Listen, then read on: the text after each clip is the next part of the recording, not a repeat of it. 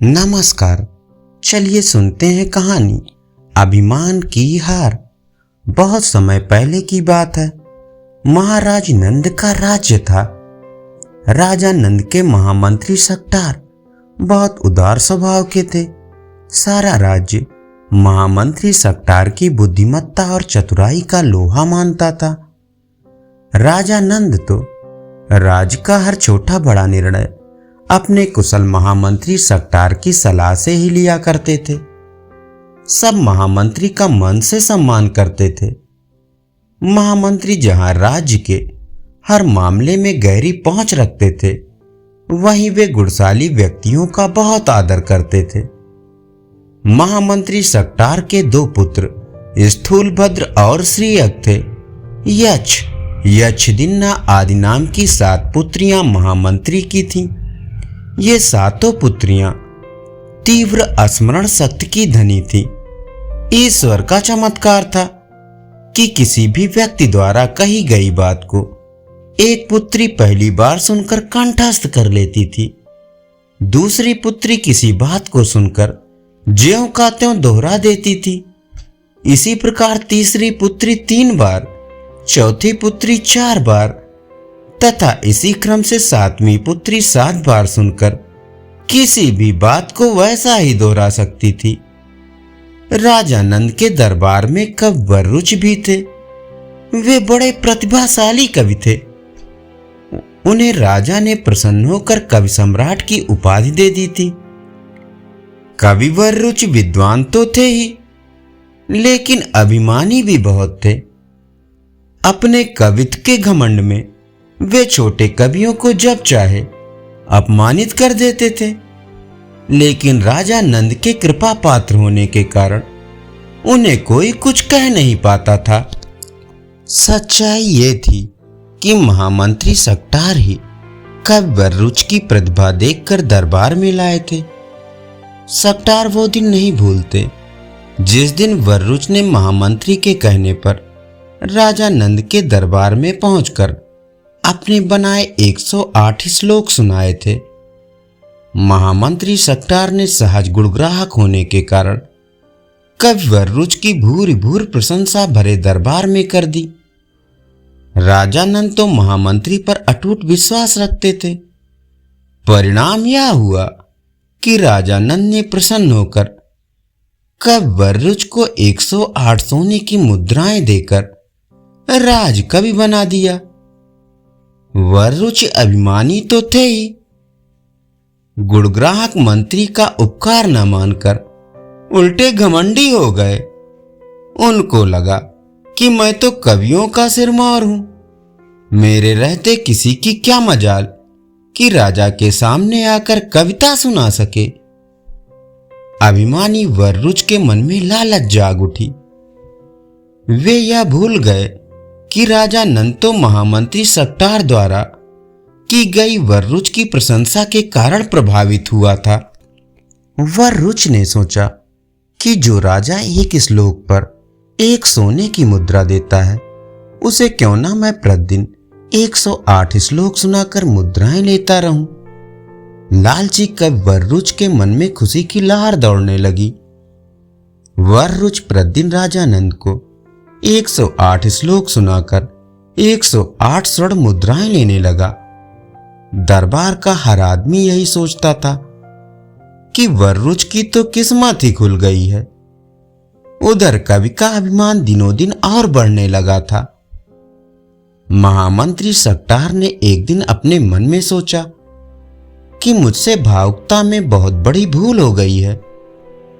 राजा नंद तो मेरी सहज भाव से की गई वररुच की प्रशंसा को उसकी प्रतिभा का प्रमाण समझकर रोज रोज राजकोष से 108 स्वर्ण मुद्राएं लुटाते जा रहे हैं। सकटार ने विचार किया कि राजकोष पर तो प्रजा का अधिकार होता है, राजकोष पर ही तो राजा का भविष्य टिका हुआ है। मुसीबत ये थी कि अब वो किस मुंह से राजा नंद को महामंत्री बताएं कि कवि वररुच बहुत अभिमानी और लालची हैं। महामंत्री कई दिन तक सोचते रहे। अनायास उन्हें एक उपाय सूझ गया। वे राजा नंद के महल में पहुंचे और आदर पूर्वक बोले, महाराज, आपकी उदारता का पूरे राज्य में डंका बज रहा है। मैं बहुत प्रसन्न हूं। लेकिन महामंत्री बीच में ही रुक गए। लेकिन क्या महामंत्री सक्टार, आप रुक क्यों गए? राजा नंद ने उत्सुकता पूर्वक महामंत्री से पूछा। क्षमा करें महाराज, कवि सम्राट वर्रुच को प्रतिदिन आप जो 108 स्वर्ण मुद्राएं देते हैं, क्या वो उचित है? महामंत्री ने कहा। तो राजा नंद बोल पड़े, वाह महामंत्री सक्टार, स्वयं ही तो आपने वर्रुच की प्रशंसा की थी। हमें स्वयं देना होता तो हम उसे पहले ही दे देते। केवल आपके कारण हम उसका सम्मान करते हैं। मैं धन्य हूं महाराज, आपने मेरी प्रशंसा का मान रखा है। लेकिन महाराज, अब कब वर्रुच आपको पुराने श्लोक सुनाते हैं? महामंत्री ने राजा नंद को बताया। राजा नंद बोले, यदि ऐसा है तो आप कल दरबार में सबके सामने प्रमाण दे दें, तब हम अपना निर्णय बदल देंगे। अगले दिन महामंत्री राज दरबार में अपनी 7 पुत्रियों को ले गए। कोई भी महामंत्री की योजना नहीं जान सका। राजा नंद दरबार में पहुंचे। कवि सम्राट वर्रुच राजा को रोज की तरह अपने श्लोक सुनाने लगे। जैसी आदत थी कवि वर्रुच की, उसे के अनुसार श्लोक सुनाकर अभिमान में भरकर उन्होंने विजयी की तरह महामंत्री सक्टार की ओर देखा। महामंत्री खड़े हुए और हाथ जोड़कर बोले, महाराज की जय हो। आज कवि सम्राट ने जो श्लोक सुनाए हैं वे तो कई बार सुने हुए पुराने श्लोक हैं। कौन मूर्ख कहता है कि ये श्लोक पुराने हैं? मैं भरे दरबार में महामंत्री सक्टार को चुनौती देता हूं कि वे अपने कथन का प्रमाण दें, अन्यथा महाराज उन्हें दंडित करें। बेहद गुस्से में तिलमिलाते अभिमानी वर्रुच ने चुनौती दे दी। पूरे दरबार में सन्नाटा छा गया। महामंत्री ने खड़े होकर अपनी पहली पुत्री को संकेत किया। क्या तुमने ये पहले सुने हैं पुत्री? जी हां पिताश्री, अभी जो श्लोक कव्वर ने सुनाए हैं वे तो मैंने सुन रखे हैं। ये कहकर पुत्री ने श्लोक दोहरा दिए। तब महामंत्री ने दूसरी पुत्री से भी यही सवाल पूछा, पुत्री, क्या तुमने भी कविश्रेष्ठ वर्रुच द्वारा सुनाए गए श्लोकों को पहले सुना है? दूसरी पुत्री ने भी कहा, जी हां पिताश्री, कहकर श्लोक दोहरा दिए। महामंत्री सक्टार ने क्रम से तीसरी, चौथी, पांचवी, छठी और सातवीं पुत्री को भी बुलाकर भरे दरबार में जब वर्रुच के श्लोक ज्यों के त्यों दोहरवा दिए तो राजा नंद कवि सम्राट वर्रुच पर क्रुद्ध हुए। राजा ने वर्रुच को स्वर्ण मुद्राएं देनी बंद कर दी। वर्रुच का अभिमान विकराल क्रोध में बदल गया।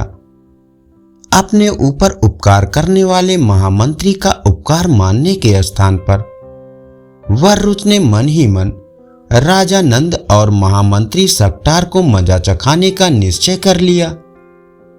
अभिमान आदमी की बुद्धि खराब कर देता है। वर्रुच का सारा ध्यान इस तरफ लग गया कि कैसे जनमानस पर अपना प्रभाव डालकर राजा नंद और महामंत्री सक्टार को नीचा दिखाया जाए। कब वर्रुच ने आखिर एक योजना बना ही डाली। प्रातःकाल वर्रुच गंगा में स्नान करने गया और उसने वहां आए प्रजाजनों को सुना सुनाकर ऊंचे स्वर में गंगा के बीच में कमर तक पानी में खड़े होकर गंगा स्तुति के श्लोक गाना आरंभ कर दिया। धीरे धीरे गंगा स्नान के लिए आए प्रजाजनों की अच्छी खासी भीड़ इकट्ठा हो गई। वर्रुच जोर जोर से गंगा की स्तुति करता रहा। तभी किनारे खड़ी भीड़ ने विचित्र नजारा देखा। आस्तुत समाप्त होते ही गंगा के जल में से निकलकर एक हाथ ऊपर आया। प्रजाजनों ने देखा कि उस हाथ पर 108 स्वर्ण मुद्राएं रखी हुई हैं। वरुच ने ऊंचे स्वर में गंगा की जय बोलते हुए वे सारी स्वर्ण मुद्राएं उठा ली।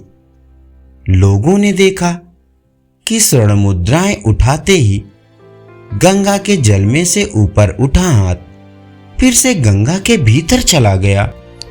किनारे खड़े लोगों को यह देखकर बहुत अधिक आश्चर्य हुआ। तभी वरुच ने लोगों को संबोधित करते हुए ऊंचे स्वर में कहना शुरू किया, देखिए देखिए भद्र पुरुषों, राजा नंद भले ही मेरी प्रतिभा से प्रसन्न नहीं है, लेकिन गंगा मैया तो मेरी भक्ति से बहुत प्रसन्न है।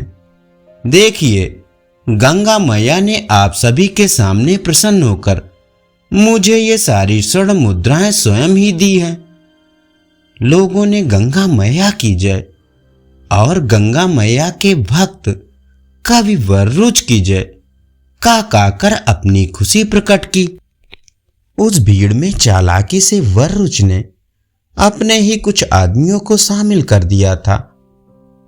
उन्होंने कुछ प्रजाजनों को उकसाया, भाइयों, महामंत्री कवि सम्राट वरुच से जलते हैं। चलिए हम सब महाराज नंद को कब वरुच के इस चमत्कार की खबर बता दें। वरुच के आदमी अन्य नगरवासियों के साथ महाराज नंद के पास पहुंचे। सबने बढ़ा चढ़ाकर कब वरुच के द्वारा अस्तित्व करने पर स्वयं गंगा मैया द्वारा स्वर्ण मुद्राएं आशीर्वाद के रूप में देने की घटना राजा नंद को बता दी। राजा नंद आश्चर्य में डूब गया। उन्होंने तुरंत दूत को भेजकर महामंत्री सकटार को बुलाया। सारी बात बताकर राजा नंद ने महामंत्री के साथ अगले दिन प्रातः स्वयं गंगा के किनारे जाकर वरुच की गंगा भक्ति का चमत्कार देखने की इच्छा प्रकट की। महामंत्री ने तुरंत अपनी सहमत दे दी। महामंत्री सकटार घर लौटे और सोचने लगे। शाम होते ही महामंत्री सकटार ने अपने 4 विश्वस्त गुप्तचरों को सारी बात का रहस्य जानने का निर्देश दिया। गुप्तचर चुपचाप गंगा के किनारे खड़े हुए एक विशाल वृक्ष पर छिपकर बैठ गए। वे उस स्थान पर नजर गड़ाए बैठे थे जहां जल में खड़े होकर वरुच ने गंगा की स्तुति की थी। आधी रात होने को आई। सब तरफ गहरा सन्नाटा था। गुप्तचरों ने सहसा देखा कि कब वरुच चोरों की तरह गंगा तट पर आया। कमर तक जल में जाकर उसने गंगा के जल में कोई वस्तु रख दी। फिर बाहर आकर चारों तरफ बड़े ध्यान से देखा और चुपचाप लौट गया। अब महामंत्री के गुप्तचर पेड़ से उतरे। गंगा जल में हाथ डालकर देखा तो वहां से एक यंत्र उन्हें मिल गया। उसी यंत्र में एक हाथ बना हुआ था जिसमें वरुच खुद ही 108 मुद्राएं रखकर लौट गया था। गुप्तचरों ने सारी मुद्राएं उठा ली और यंत्र को उसी तरह गंगा के जल में रखकर लौट आए। महामंत्री को गुप्तचरों ने वरुच की सारी चालाकी बताई और उसके द्वारा रखी गई स्वर्ण मुद्राएं दे दी। महामंत्री सकटार उसके बाद निश्चिंत होकर अपने शयन कक्ष में सोने चले गए। प्रातःकाल सेवक ने महामंत्री को बताया कि राजा नंद ने सकटार को राजमहल में बुलाया है। महामंत्री सकटार प्रसन्न मन से महाराज नंद के राजमहल में पहुंच गए। राजा नंद महामंत्री के साथ गंगा तट पर पहुंचे। राजा नंद के साथ महामंत्री सकटार और हजारों प्रजाजन की भीड़ गंगा तट पर जमा हो गई। कब वरुच भीड़ को देखकर बहुत प्रसन्न हुए। मन ही मन वरुच सोच रहे थे कि आज सबके सामने राजा नंद मेरे श्लोकों का चमत्कार देखकर अवश्य प्रभावित होंगे। महामंत्री सकटार चुप थे। मुस्कान उनके मुख पर थी। बहुत ही भक्ति भाव से वरुच ऊंचे स्वर में गंगा की स्तुति के श्लोक कमर तक जल में खड़े होकर पढ़ रहे थे। तट पर उनके लोग वर्रुच की जय का उद्घोष कर रहे थे। वर्रुच की गंगा स्तुति तो पूरी हो गई। गंगा तट पर खड़ा जन समूह सांस रोके हुए जल के भीतर से गंगा मैया के हाथ निकलने का दृश्य देखने को उत्सुक था। वर्रुच ने पैर से यंत्र का खटका दबा दिया।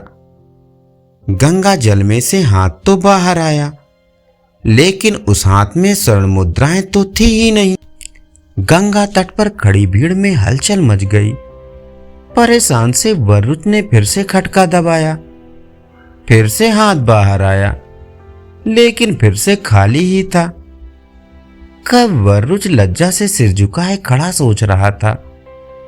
उसी समय महामंत्री सकटार उठकर वर्रुच के पास आकर बोले, लीजिए कविवर, ये लीजिए अपनी वे 108 स्वर्ण मुद्राएं जो गंगा माता आपको रोज देती हैं। आज गंगा मैया नहीं देंगी, इसलिए मुझसे ग्रहण कीजिए। महामंत्री ने राजा नंद को सारी बात बताई। फिर कविवर रुच से बोले, अभिमान ही आपके अपमान का कारण है कविवर रुच। संसार की आंखों में कुछ दिन तक भले ही कोई धूल झोंक ले, किंतु सदा ही धोखा नहीं दिया जा सकता। वर्रुच लज्जित हुआ। प्रजाजन कवि को धिक्कारने लगी। महामंत्री ने सबको शांत कराते हुए कहा, आज यहां अभिमान की हार हुई है। वर्रुच तो उत्कृष्ट कवि हैं, बस अभिमान और क्रोध के कारण वे भटक गए थे। राजा नंद ने महामंत्री के कहने पर कवि वर्रुच को क्षमा कर दिया। धन्यवाद। चलिए सुनते हैं सुभद्रा कुमारी चौहान जी की लिखी कहानी ग्रामीणा। पंडित रामधन तिवारी को परमात्मा ने बहुत धन संपत्ति थी, किंतु संतान के बिना उनका घर सूना था। धन धान से भरा पूरा घर उन्हें जंगल की तरह जान पड़ता। संतान की लालसा में उन्होंने न जाने कितने जप तप एवं विधान करवाए और अंत में उनकी ढलती उम्र में पुत्र तो नहीं किंतु एक पुत्री का जन्म अवश्य हुआ। तिवारी जी ने खूब खुले हाथ से खर्च किया, सारे गांव को भोजन करवाया। महीनों घर में ढोलक ढनकती रही। कन्या ही सही, पर इसके जन्म से तिवारी के निसंतान होने का कलंक धुल गया। कन्या का रंग गोरा चिट्टा, आंखें बड़ी बड़ी, चौड़ा माथा और सुंदर सी नासिका थी। उसका नाम रखा गया सोना। सोना का लालन पालन बड़े लाड प्यार से होने लगा। सोना के 7 साल की होने पर तिवारी जी ने घर में एक मास्टर लगाकर सोना को हिंदी पढ़वाना आरंभ किया। सोना ने थोड़े ही समय में रामायण महाभारत पढ़ना आरंभ कर दिया। ज्यादा पढ़ाकर उन्हें सोना से कोई नौकरी तो करवानी नहीं थी, इसलिए सोना का पढ़ना बंद करवा दिया गया। अब सोना 9 वर्ष की सुकुमार सुंदर बालिका थी। उसकी सुंदरता और सुकुमारता को देखकर गांव के लोग कहते, तिवारी जी, आपकी बेटी देहात के लायक नहीं है, इसका विवाह तो कहीं शहर में ही करना। सुनते हैं शहर में बड़ा आराम होता है। तिवारी जी की बहन जानकी का विवाह तो गांव में ही हुआ था, किंतु इधर कुछ समय से वह शहर में जाकर रहने लगी थी। जब कभी वह शहर से चौड़े किनारे की साड़ी, आधी बांका लेस लगा जैकेट, पैरों में काले काले स्लीपर पहन कर आती, तो सारे गांव की स्त्रियां दौड़ दौड़ कर उसे देखने आती। जानकी के पति नारायण ने मिल में नौकरी कर ली थी। उसे 20 रुपए माहवार मिलते थे। अब वह देहाती न था, 16 आने का शहरी बाबू बन गया था। जब कभी गांव में जाता, कान में इत्र का फाहा जरूर रखता। गांव वालों को अपने जीवन से शहर का जीवन ही सुखमय और शांतिदायक मालूम होता। इन सब बातों को देखकर और सोना की सुकुमारता को देखते हुए सोना की मां नंदो ने निश्चय कर लिया था कि मैं अपनी सोना का विवाह शहर में ही करूंगी। किंतु सोना को कुछ ज्ञान न था। वह तो अपने देहाती जीवन में ही मस्त थी। वह दिन भर स्वच्छंद फिरा करती। कभी कभी वह समय पर खाना खाने आ जाती और कभी कभी खेल में खाना भी भूल जाती। सुंदर चीजें इकट्ठा करने और उन्हें देखने का उसे व्यसन सा था। गांव में उसे अपने जोड़ की कोई लड़की न मिलती, इसलिए किसी लड़की से उसका अधिक मेल जोल न था। नंदो को सोना की स्वच्छंद प्रियता पसंद न थी, किंतु वह सोना को दबा भी न सकती थी। जब कभी वह सोना को इसके लिए कुछ कहती तो तिवारी जी उसे आड़े हाथों लेते, कहते लड़की है, पराए घर तो उसे जाना ही पड़ेगा, क्यों उसके पीछे पड़ी रहती हो, जितने दिन है खेल लेने दो, तुम्हारे घर जन भर थोड़े बने रहेगी। लाचार नंदो चुप रह जाती। सोना ने 13वें साल में पैर रखा, किंतु तिवारी जी का ध्यान इस तरफ था ही नहीं। एक दिन नंदो ने उन्हें छेड़ा, सोना के विवाह की भी कुछ फिक्र है? तिवारी जी चौंक से उठे, बोले सोना का विवाह? अभी वह है कितने साल की? किंतु यह कितने दिन चल सकता था? लड़की का विवाह तो करना ही पड़ता है। इधर सोना अभी भी निरीबालिका ही थी, वह राजा रानी का खेल खेलती। अब उसके अंग प्रत्यंग में धीरे धीरे यौवन का प्रवेश हो रहा था, किंतु सोना को इसका ज्ञान नहीं था। सोना का विवाह तय हो गया। वर की आयु 22 साल की थी। वह सुंदर, स्वस्थ एवं चरित्रवान युवक थे। वे एक प्रेस में नौकरी करते थे। 75 रुपए माहवार तनख्वाह पाते थे। घर में एक बूढ़ी माँ को छोड़कर और कोई न था। बिहार के रहने वाले थे। कुछ ही दिनों से यूपी में आए थे। पर्दे के बड़े ही पक्षपाती और पुरानी रूढ़ियों के कायल थे। नाम था विश्व मोहन। जब तिवारी जी ने विश्व मोहन एवं उनके घर को देखा तो उनकी खुशी का ठिकाना ही न रहा। विश्व मोहन बाबू पूरे साहब ही दिखते थे। उनके घर के सभी खिड़की दरवाजों पर पर्दे पड़े हुए थे। जमीन पर एक दरी बिछी हुई थी, जिसके बीच में एक गोल मेज थी। मेज के चारों तरफ कुर्सियां थी। सुंदर सुंदर प्यालों में मेज पर बैठकर चाय पीने का तिवारी जी के जीवन का यह पहला अनुभव था। चाय पीने के बाद तिवारी जी ने 2 गिन्नियां वरीक्षा में देकर शादी पक्की कर दी।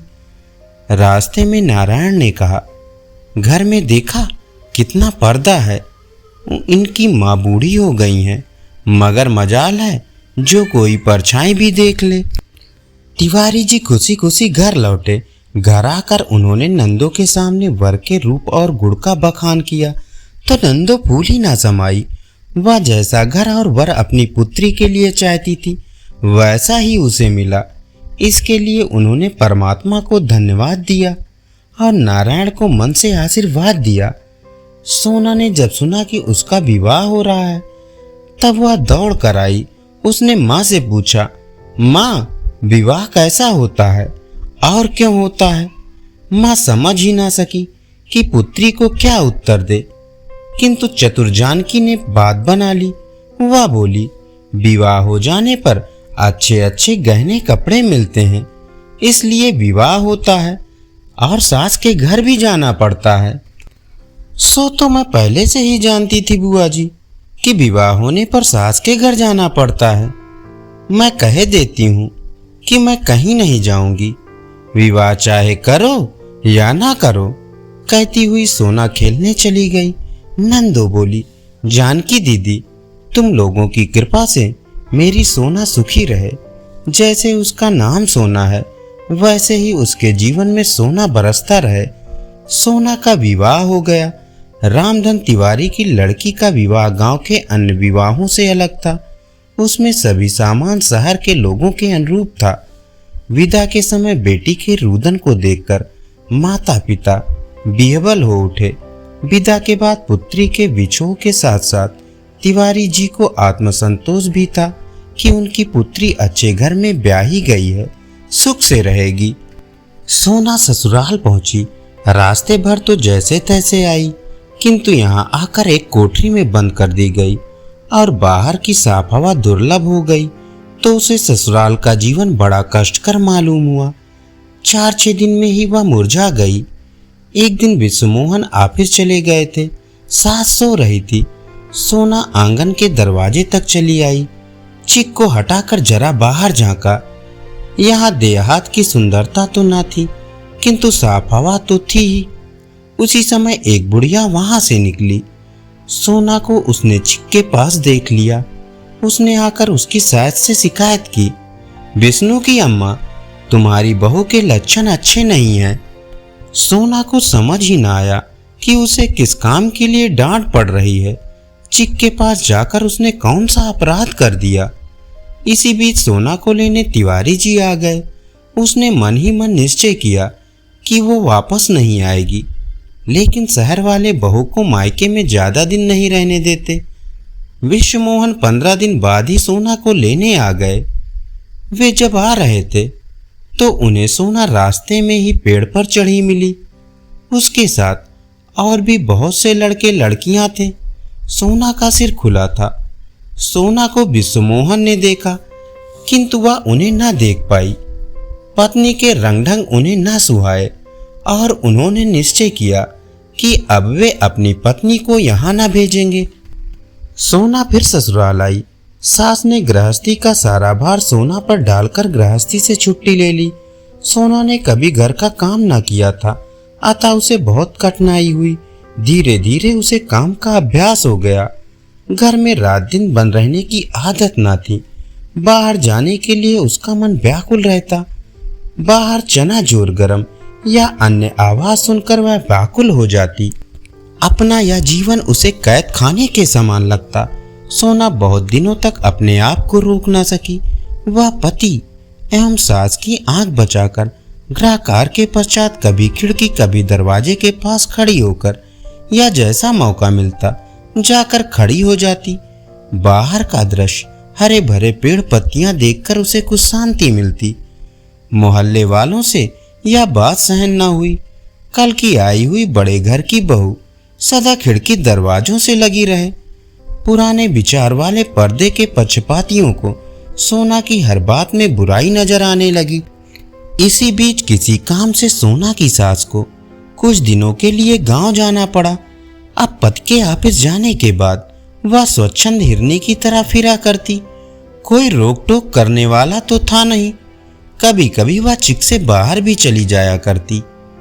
आसपास की कई औरतों से उसकी जान पहचान भी हो गई। वे लोग सोना के घर आने जाने लगी। वो लोग जो सोना से मिलजुल कर घंटों बातें किया करते थे, बाहर जाकर उसके विषय में न जाने क्या क्या कहते। धीरे धीरे इन बातों की चर्चा विश्वमोहन के कानों में भी जा पहुंची। उन्होंने गांव से अपनी मां को बुला लिया। साथ ही सोना को भी समझा दिया कि वो संभल कर रहे। सास के आने पर सोना पर फिर पहरा बैठ गया। सोना का मन जरा सा मौका पाते ही साफ हवा के लिए मचल उठता और वह अपने को रोक ना पाती। सख्त पर्दे में राह पाना उसके लिए कठिन हो गया। एक दिन विश्वमोहन को शहर से बाहर किसी काम से जाना पड़ा। सास खाना खाने के बाद लेट गई। सोना ने गृहस्थी का काम समाप्त करने के बाद कपड़े बदले और एक पुस्तक पढ़ने बैठ गई। पुस्तक कई बार पढ़ी हुई थी, इसलिए उसका मन उस पुस्तक में नहीं लग रहा था। उसी समय ठेले वाले ने आवाज दी, हर माल मिलेगा 2 पैसा। किताब फेंककर सोना दरवाजे की तरफ दौड़ी। ठेले वाला दूर निकल गया था। निराश होकर वापस लौटने ही वाली थी कि पड़ोस में रहने वाले बनिए का लड़का फैजू दौड़ता हुआ आया और बोला, भौजी सुई धागा हो तो जरा मेरे कुर्ते का बटन टांग दो, मैं कुश्ती देखने जा रहा हूँ। सोना ने पूछा, कुश्ती देखने जा रहे हो या लड़ने? फैजू ने मुस्कुरा कर कहा, दोनों काम करने भौजी, पहले बटन तो टाक दो, नहीं तो देर हो जाएगी। सोना सुई धागा लाकर बटन टाकने लगी। फैजू वहीं फर्श पर सोना से जरा दूर हटकर बैठ गया। गाड़ी 3 घंटे लेट थी। विश्वमोहन ने सोचा, यहाँ बैठे बैठे क्या करेंगे, चलें जब तक घर में बैठकर आराम करेंगे। सामान स्टेशन पर ही छोड़कर स्टेशन मास्टर की साइकिल लेकर विश्वमोहन घर पहुंचे। बैठक में फैजू को बैठा देखकर उनके तन बदन में आग लग गई। अपने गुस्से को पीकर चुपचाप अंदर गए, माता के पास आकर बैठ गए। सोना ज्यों किसी प्रकार बटन टाक कर कुर्ता फैजू को देकर अंदर आई। उसने स्वप्न में भी ना सोचा था कि जरा सी बात यहाँ तक बढ़ जाएगी। पति का चेहरा देखकर वह सहम गई। उसने डरते डरते पति से पूछा, कैसे लौट आए? विश्वमोहन ने रुखाई से उत्तर दिया, गाड़ी लेट है। सोना ने फिर पूछा, अब कब जाओगे? विश्वमोहन ने तीव्र दृष्टि पत्नी पर डाली और कठोर स्वर में बोले, गाड़ी 3 घंटे बाद आएगी, तब चला जाऊंगा। सोना के आग्रह करने पर विश्वमोहन अपने कमरे में गए। कुर्सी पर बैठकर एक पुस्तक के पन्ने पलटने लगे। पढ़ने के नाम पर कदाचित वे एक अक्षर भी नहीं पढ़ पाए। अपनी अंतर्वेदना को चुपचाप लहू के घूंट की तरह पी रहे थे। सोना का आचरण उन्हें पीड़ा पहुंचा रहा था। पति की आंतरिक वेदना उससे छिपी नहीं थी। उसने अपना सिर विश्वमोहन के पैरों पर रख दिया। बोली, इस बार मुझे माफ कर दो। अब तुम जो कहोगे मैं वही करूंगी। मुझसे नाराज ना हो। विश्वमोहन के पैरों पर जैसे किसी ने जलती हुई आग रख दी हो। तिरस्कार के स्वर में वे बोले, यह बात आज क्या तुम पहली बार कह रही हो?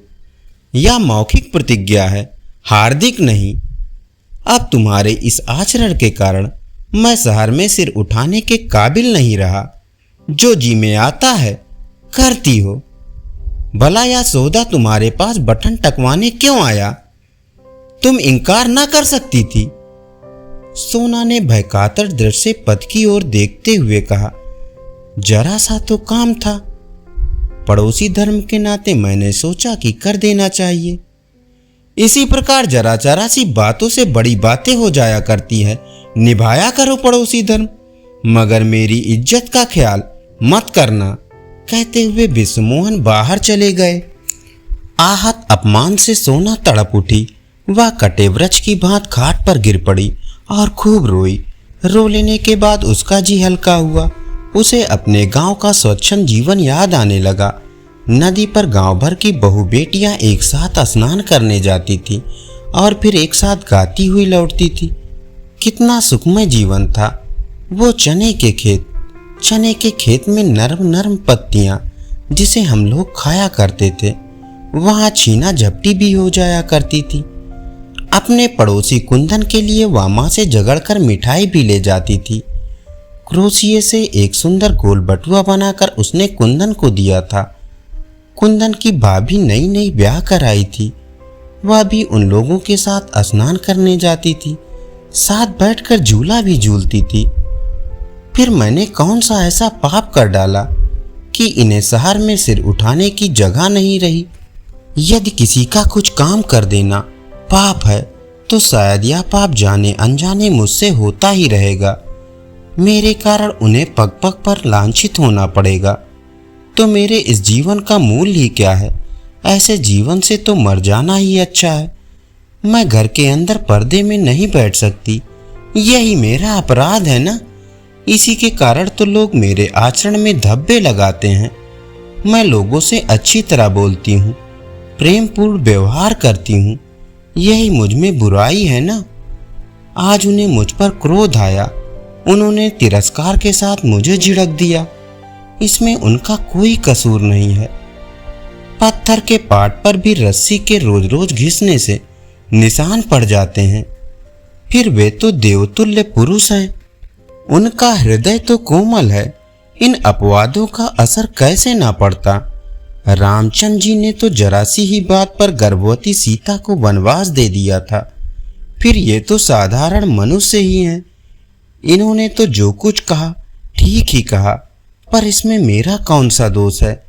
जब इन्हीं को मेरा आचरण ठीक नहीं लगता तो मैं जीकर क्या करूंगी? इसी प्रकार के अनेक संकल्प विकल्प सोना के मन में आए और चले गए। 3 दिन बाद विश्वमोहन लौटे। जाने से पहले उनमें और सोना में जो कुछ बातचीत हुई थी वे उसे प्रायः भूल से गए थे।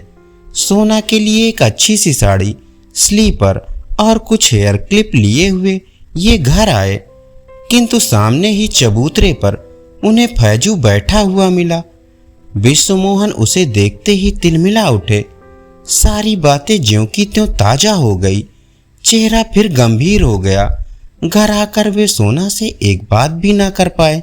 माँ से 1-2 बातें कर बिना भोजन किए ही ऑफिस चले गए। सोना से यह उपेक्षा सही ना गई। पिछले 3 दिनों से वह खिड़की दरवाजे के पास भी न गई थी और उसने यह निश्चय कर लिया था कि अब वह कभी खिड़की दरवाजों के पास नहीं जाएगी। विश्वमोहन के व्यवहार ने उसे अधिक खिन्न कर दिया। अपने जीवन को समाप्त करने का उसे और कोई साधन न मिला। आंगन में लगे धतूरे के पेड़ से उसने 2-3 फल तोड़ लिए और उन्हें पीसकर पी गई। कुछ ही क्षण बाद सोना के हाथ पैर अकड़ने लगे। उसकी जबान ऐंठ गई और चेहरा काला पड़ गया। वह देख रही थी किंतु बोल नहीं सकती थी। इसी समय तिवारी जी सोना को विदा करवाने आ पहुंचे। सोना पिता को देखकर बहुत रोई। देखते ही देखते सोना के प्राण पखेरु उड़ गए। सोना सदा के लिए शांति की नींद सो गई। अपवाद की विषैली वायु उसे छू भी ना सकती थी। घर भर में कोहराम मच गया। शाम 6 बजे विश्वमोहन जी ऑफिस से लौटे। घर में रोने की आवाज सुनकर उनका हृदय किसी अज्ञात आशंका से कांप उठा। घर आकर देखा कि तिवारी जी कन्या की लाश को गोद में लेकर दहाड़े मारकर रो रहे थे। इसी बीच तिवारी जी कई बार कन्या को लेने आ चुके थे किंतु विश्वमोहन ने विदा नहीं किया था। विश्वमोहन व तिवारी में कोई खास बातचीत न हुई। अंतिम संस्कार के बाद जब विश्वमोहन लौटे तो मेज पर उन्हें सोना का पत्र प्राप्त हुआ। लिखा था, मेरे देवता, मैं मर रही हूँ। मरने वाला झूठ नहीं बोला करता। आज तो अंतिम बार विश्वास कर लेना, मैं निर्दोष थी। मुझे लगता है या तो यह दुनिया मेरे लायक नहीं है या मैं इस दुनिया के लायक नहीं। इस छल कपट से परिपूर्ण संसार में मुझे भेजकर विधाता ने उचित नहीं किया। आप मेरी एक कठिनाई नहीं समझ सके। एक वातावरण से दूसरे वातावरण में पहुंचकर मैं अपने को शीघ्र ही अनुकूल नहीं बना पाई। अपने मरने का मुझे कोई अफसोस नहीं है। दुख है तो केवल इस बात का कि मैं आपको सुखी ना कर सकी। अभागिन सोना। धन्यवाद। चलिए सुनते हैं हरिशंकर परसाई जी का लिखा व्यंग भगत की गत। उस दिन जब भगत जी की मौत हुई थी तब हमने कहा था भगत जी स्वर्गवासी हो गए, पर अभी मुझे मालूम हुआ कि भगत जी स्वर्गवासी नहीं नरकवासी हुए हैं। मैं कहूँ तो किसी को इस बात पर भरोसा नहीं होगा, पर यह सही है कि उन्हें नरक में डाल दिया गया है और उन पर ऐसे जघन्य पापों के आरोप लगाए गए हैं कि निकट भविष्य में उनके नरक से छूटने की कोई आशा नहीं है। अब हम उनकी आत्मा की शांति की प्रार्थना करें तो भी कुछ नहीं होगा। बड़ी से बड़ी शोक सभा भी उन्हें नरक से नहीं निकाल सकती। सारा मोहल्ला अभी तक याद करता है कि भगत जी मंदिर में आधी रात तक भजन करते थे। भगत जी हर 2-3 दिनों में किसी समर्थ श्रद्धालु से मंदिर में लाउड स्पीकर लगवा देते और उस पर अपनी मंडली समेत भजन करते। पर्व पर तो 24 घंटे लाउड स्पीकर पर अखंड कीर्तन होता। 1-2 बार मोहल्लों वालों ने इस अखंड कोलाहल का विरोध किया तो भगत जी ने भक्तों की भीड़ जमा कर ली और दंगा कराने पर उतारू हो गए। वे भगवान के लाउड स्पीकर पर प्राण देने और प्राण लेने पर तुल गए थे। ऐसे ईश्वर भक्त जिन्होंने अरबों बार भगवान का नाम लिया नरक में भेजे गए, और अजामिल जिसने एक बार भूल से भगवान का नाम ले लिया था अभी भी स्वर्ग के मजे लूट रहा है। अंधेर कहाँ नहीं है। भगत जी बड़े विश्वास से उस लोक में पहुंचे। बड़ी देर तक यहाँ वहाँ घूम कर देखते रहे। फिर एकाएक फाटक पर पहुंचकर चौकीदार से पूछा, स्वर्ग का प्रवेश द्वार यही है ना? चौकीदार ने कहा, हाँ यही है। वे आगे बढ़ने लगे तो चौकीदार ने रोका, प्रवेश पत्र यानी टिकट दिखाइए पहले। भगत जी को क्रोध आ गया। बोले, मुझे भी टिकट लगेगा क्या यहाँ? मैंने कभी टिकट नहीं लिया। सिनेमा में बिना टिकट के देखता था और रेल में भी बिना टिकट बैठता था। कोई मुझसे टिकट नहीं मांगता। अब यहाँ स्वर्ग में टिकट मांगते हो? मुझे जानते हो? मैं भगत जी हूँ। चौकीदार ने शांति से कहा, होंगे, पर मैं बिना टिकट के नहीं जाने दूंगा। आप पहले उस दफ्तर में जाइए, वहां आपके पाप पुण्य का हिसाब होगा और तब आपको टिकट मिलेगा। भगत जी उसे ठेलकर आगे बढ़ने लगे। तभी चौकीदार एकदम पहाड़ सरीखा हो गया और उसने उन्हें उठाकर दफ्तर की सीढ़ी पर खड़ा कर दिया। भगत जी दफ्तर में पहुंचे। वहां कोई बड़ा देवता फाइलें लिए बैठा था। भगत जी ने हाथ जोड़कर कहा, आहा, मैं पहचान गया, भगवान कार्तिकेय विराजे हैं। फाइल से सिर उठाकर उसने कहा, मैं कार्तिकेय नहीं हूं, झूठी चापलूसी मत करो। जीवन भर वहां तो कुकर्म करते रहे हो और यहाँ आकर हे करते हो। नाम बताओ। भगत जी ने नाम बताया, धाम बताया। उस अधिकारी ने कहा, तुम्हारा मामला बड़ा पेचीदा है, हम अभी तक तय नहीं कर पाए कि तुम्हें स्वर्ग दें या नरक। तुम्हारा फैसला खुद भगवान करेंगे। भगत जी ने कहा, मेरा मामला तो बिल्कुल सीधा है। मैं 16 आने धार्मिक आदमी हूँ, नियम से रोज भगवान का भजन करता हूँ, कभी झूठ नहीं बोला और कभी चोरी नहीं की। मंदिर में स्त्रियां आती थी पर मैं सबको माता समझता था। मैंने कभी कोई पाप नहीं किया, मुझे तो आंख मूंदकर आप स्वर्ग भेज सकते हैं। अधिकारी ने कहा, भगत जी, आपका मामला उतना सीधा नहीं है जितना आप समझ रहे हैं। परमात्मा खुद उसमें दिलचस्पी ले रहे हैं। आपको मैं उनके सामने हाजिर किए देता हूँ। एक चपरासी भगत जी को भगवान के दरबार में ले चला। भगत जी ने रास्ते में ही स्तुति शुरू कर दी। जब वे भगवान के सामने पहुंचे तो बड़े जोर जोर से भजन गाने लगे। हम भक्तन के भगत हमारे, सुन अर्जुन प्रतिज्ञा मेरी, या व्रत टरे न टारे। भजन पूरा करके गदगद वाणी में बोले, आहा, जन्म जन्मांतर की मनोकामना आज पूरी हुई है। प्रभु, अपूर्व रूप है आपका। जितनी फोटो आपके संसार में चल रही हैं, उनमें से किसी से नहीं मिलता। भगवान स्तुत से बोर हो रहे थे। रुखाई से बोले, अच्छा अच्छा ठीक है, अब क्या चाहते हो सो बोलो। भगत जी ने निवेदन किया, भगवान, आपसे क्या छिपा है, आप तो सबकी मनोकामना जानते हैं। कहा है, राम झरोखा बैठ के सबका मुजरा ले, जाकी जैसी चाकरी ताको तैसा दे। प्रभु, मुझे स्वर्ग में कोई अच्छी सी जगह दिला दीजिए। प्रभु ने कहा, तुमने ऐसा क्या किया है जो तुम्हें स्वर्ग मिले। भगत जी को इस प्रश्न से चोट लगी। जिसके लिए इतना किया वही पूछता है कि तुमने ऐसा क्या किया। भगवान पर क्रोध करने से क्या फायदा, ये सोचकर भगत जी गुस्सा पी गए। दीन भाव से बोले, मैं रोज आपका भजन करता रहा। भगवान ने पूछा, लेकिन लाउड स्पीकर क्यों लगाते थे। भगत जी सहज भाव से बोले, उधर सभी लाउड स्पीकर लगाते हैं। सिनेमा वाले, मिठाई वाले, काजल बेचने वाले सभी उसका उपयोग करते हैं, तो मैंने भी कर लिया। भगवान ने कहा, वे तो अपनी चीज का विज्ञापन करते हैं, तुम क्या मेरा विज्ञापन करते थे। मैं क्या कोई बिकाया हुआ माल हूं। भगत जी सन्न रह गए। सोचा, भगवान होकर कैसी बातें करते हैं। भगवान ने पूछा, मुझे तुम अंतर्यामी मानते हो ना। भगत जी बोले, जी हाँ। भगवान ने कहा, फिर अंतर्यामी को सुनाने के लिए लाउड स्पीकर क्यों लगाते थे। क्या मैं बहरा हूँ। यहाँ सब देवता मेरी हंसी उड़ाते हैं।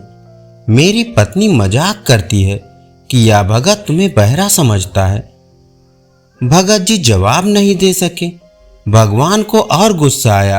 वे कहने लगे, तुमने कई साल तक सारे मोहल्ले के लोगों को तंग किया। तुम्हारे कोलाहल के मारे वे न काम कर सकते थे, न चैन से बैठ सकते थे और न सो सकते थे।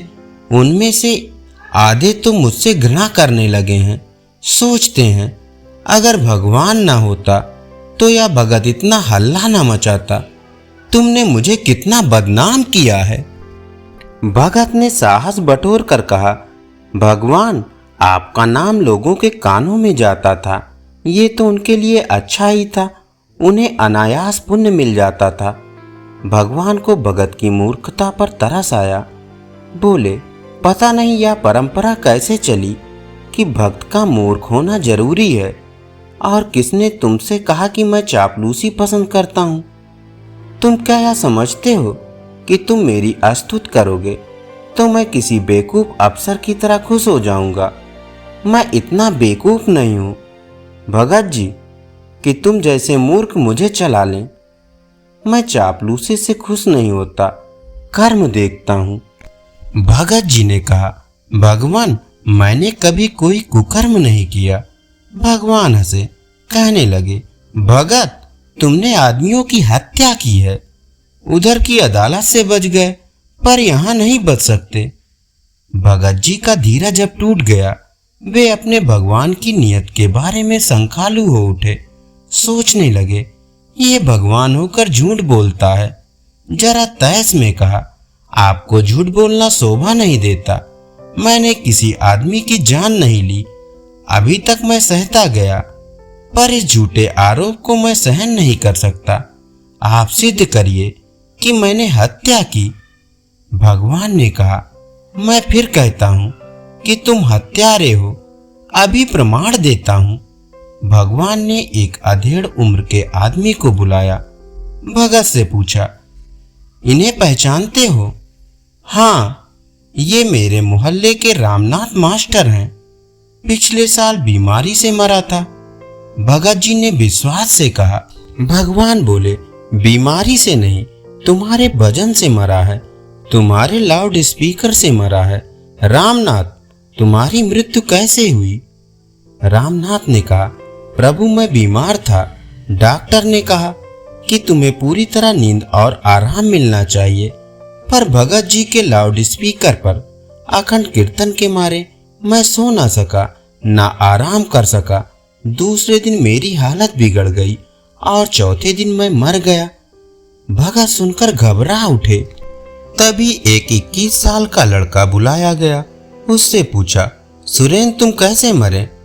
मैंने आत्महत्या कर ली थी, उसने जवाब दिया। आत्महत्या क्यों कर ली थी? भगवान ने पूछा। सुरेंद्र ने कहा, मैं परीक्षा में फेल हो गया था।